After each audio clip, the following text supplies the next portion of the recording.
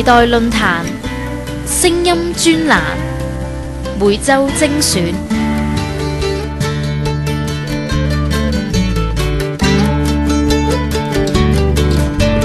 2013年1月6日，第1323期時代論壇專欄，凌風化雨，彭順強，信心勇闖新一年。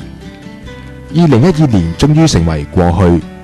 喺經濟方面，呢一年中國、巴西同埋印度嘅增長比預期低，歐洲經濟一如預期中衰退，美國亦都只係有輕微嘅增長。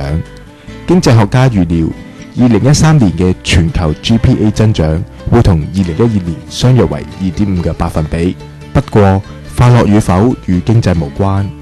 根據最新發表嘅全球快樂指數排名2012，最快樂嘅國家卻係拉丁美洲嘅貧窮國家，首10位當中佔咗8個。人均國內生產總值排行全球第5嘅新加坡，卻係最唔快樂嘅國家。香港喺呢項調查中148個國家裏邊排行70，低於33位嘅中國、38位嘅台灣以及59位嘅日本。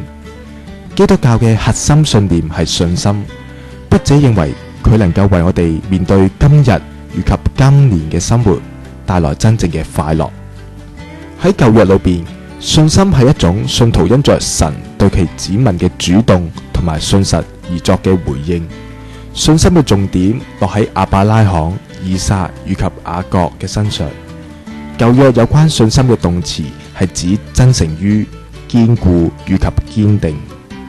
作被動詞用則係指可信任及可靠。此外，動詞嘅信任所引申出嚟嘅名詞係肯定同埋穩定之意。另一個相關詞係指耶和華喺約之下嘅仁愛。神與人之間嘅關係有着相互嘅責任。神與佢嘅子民立約嘅關係構成咗一個絕對嘅信服要求。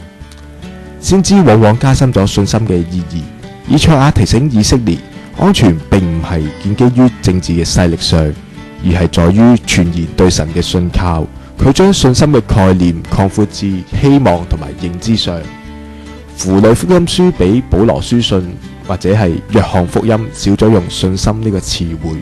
符類福音書都係指耶穌神蹟嘅施行，係為要回應受苦者或者代求者嘅信心。信心嘅量並非最重要，重要係在於所祈求嘅神。另一方面，相信亦都係用作人對於耶穌所宣講嘅福音嘅合適回應。故此，相信係等於成為門徒。約翰認為信心係基於目擊或者見證而生，並且係基於耶穌嘅話同埋講論。作為行神蹟者，耶穌就係基督，神嘅兒子。人會因為佢所行嘅神蹟而相信佢。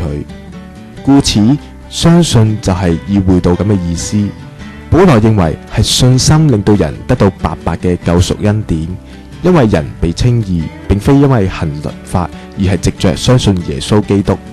佢又指出，人嘅失敗亦都唔能夠令到神嘅信實變得無效。保羅將信心包括喺聖靈嘅果子裏邊。佢亦都認為信心並非靜態嘅，而係邁向成長嘅，並認為信心係有唔同嘅層次，就好似有啲信心係可以移山一樣。保羅多次將信心同埋愛心以及盼望係同時提及，明顯佢係認為呢3種元素係有着密切嘅關係。佢亦都以信心為整個基督徒嘅生命基礎，信心亦都可以作為保護嘅盾牌。而雅各強調信心唔應該停留喺言語上，並且要喺行為上，如果唔係就係冇用嘅。喺剛踏入嘅2013年，願基督徒能夠攞出我哋對上帝嘅信心，嚟勇敢地同埋積極地面對呢一年嘅挑戰，亦都係找緊每一個可以見證上主嘅機會。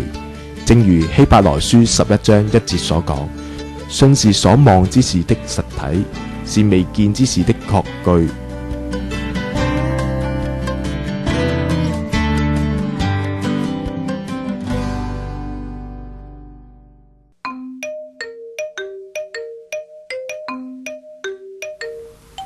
多謝你收聽網播時代 Times on Air。